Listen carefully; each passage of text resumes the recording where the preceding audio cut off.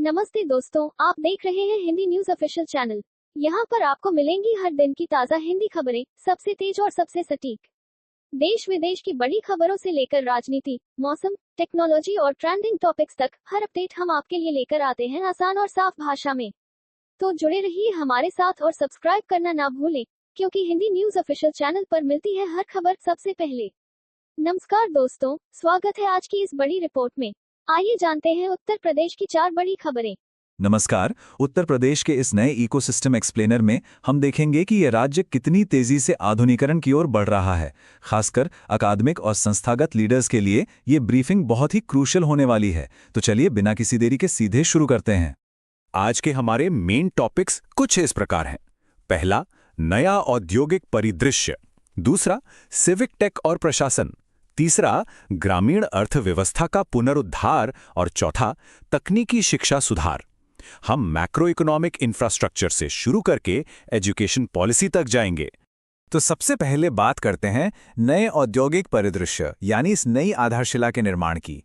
इस तेजी से बदलते इकोसिस्टम का सबसे बड़ा पिलर असल में भारी भौतिक और औद्योगिक विस्तार ही है।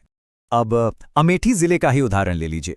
ऐतिहासिक रूप से इसे एक बहुत बड़े राजनीतिक केंद्र के तौर पर जाना जाता था, है ना? लेकिन आज की तस्वीर बिल्कुल अलग है। ये जिला अब अपनी उस पुरानी राजनीतिक पहचान से काफी आगे निकल चुका है और रोजगार, निवेश और इंफ्रास्ट्रक्चर पर फोकस करते हुए एक प्रमुख औद्योगिक हब के रूप में बड़ी तेजी से उभर रहा है। ये सच में एक बहुत बड़ा शिफ्ट है। और अगर हम पूरे राज्य में हो रहे इस फिजिकल ट्रांसफॉर्मेशन के फाइनेंशियल स्केल की बात करें तो जरा इस नंबर पर गौर कीजिए। 36,000 करोड़ रुपए।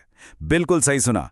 ये लोक निर्माण विभाग यानी पीडब्ल्यूडी की उन नई परियोजनाओं की कुल वैल्यू है जिन्हें बहुत जल्द मंजूरी मिलने वाली है। इस अकेले वित्तीय वर्ष में पीडब्ल्यूडी को 35,156 करोड़ रुपए आवंटित किए गए हैं। फोकस पूरी तरह से नए सड़क नेटवर्क और पुलों के निर्माण पर है और टारगेट ये है कि अगस्त तक ये नए डेवलपमेंट प्रोजेक्ट्स शुरू हो जाएं। असल मकसद क्या है? राज्य भर में कनेक्टिविटी को नेक्स्ट लेवल पर ले जाना।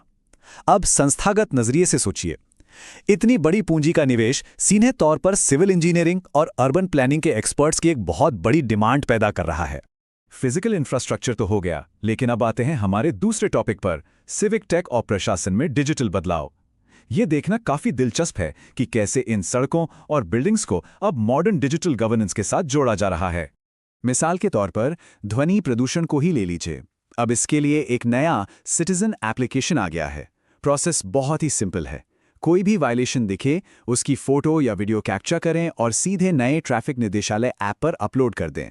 इसके बाद ट्रैफिक पुलिस के एक्सपर्ट्स उस पर सीधा एक्शन लेंगे।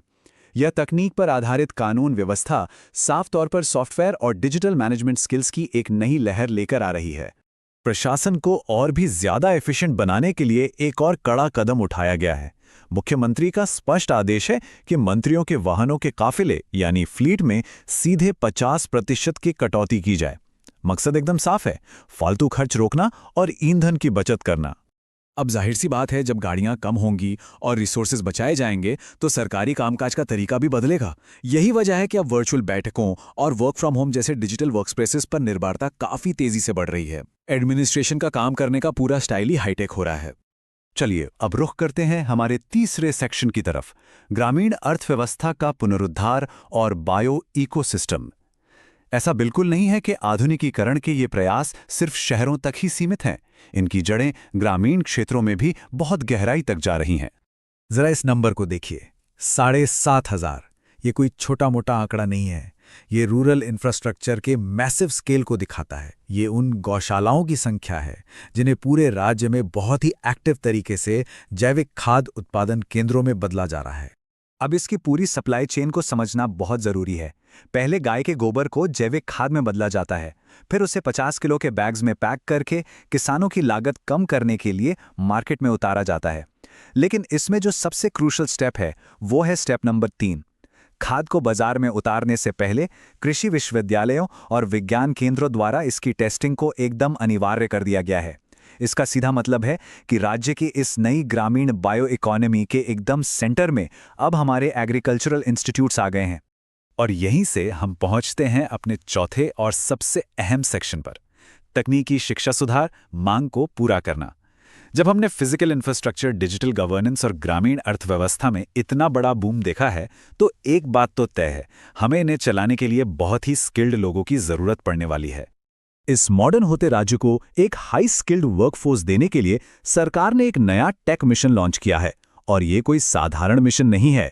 इसके तहत एक बहुत ही स्ट्रिक्ट स्टेट क्वालिटी फ्रेमवर्क लागू किया जा रहा है। अब सभी इंजीनियरिंग और टेक्निकल इंस्टीट्यूशंस के लिए नैक मानकों, NIRF रैंकिंग और NBA की मान्यता का पालन करना पूरी तरह से अनिवार्य हो गया है। कोई छूट नहीं है। इस पूरी कवायद का सार इस एक स्टेटमेंट में छिपा है। संस्थानों को केवल डिग्री केंद्र नहीं, बल्कि रिसर्च, इनोवेशन और स्किल डेवलपमेंट हब में बदलना होगा। ये इन सारे रिफॉर्म्स का बिल्कुल कोर विजन है। अब सिर्फ किताबी ज्ञान देकर और डिग्रियां बांटकर काम नहीं चलने वाला। एजुकेशन सेक्टर को इवॉल्व होना ही पड़ेगा, ताकि ऐसे इनोवेटर्स तैयार हों जो ग्राउंड पर असली काम कर सकें। तो जैसे जैसे हम इस एक्सप्लेनर के अंत तक पहुंचते हैं, एकेडमिक लीडर्स और इंस्टीट्यूशंस के सामने एक बहुत बड़ा सवाल खड़ा होता है। वो सवाल ये है कि शैक्षणिक संस्थान इस नए मॉडर्न इकोसिस्टम के साथ कदम से कदम मिलाने के लिए अपने सिलेबस और करिकुलम को कितनी जल्दी बदलेंगे। क्या वो कल की वर्कफोर्स को आज तैयार करने के लिए रेडी हैं? ये सोचने और एक्शन लेने का एकदम सही समय है। उम्मीद है ये ब्रीफिंग आपके लिए उपयोगी रही होगी। वीडियो देखने के लिए धन्यवाद। ऐसी ही उत्तर प्रदेश और देश की बड़ी खबरों के लिए हमारे चैनल को सब्सक्राइब जरूर करें। वीडियो को लाइक करें, शेयर करें और बेल आइकॉन दबाना न भूलें, ताकि हर बड़ी अपडेट आप तक सबसे पहले पहुंचे। धन्यवाद।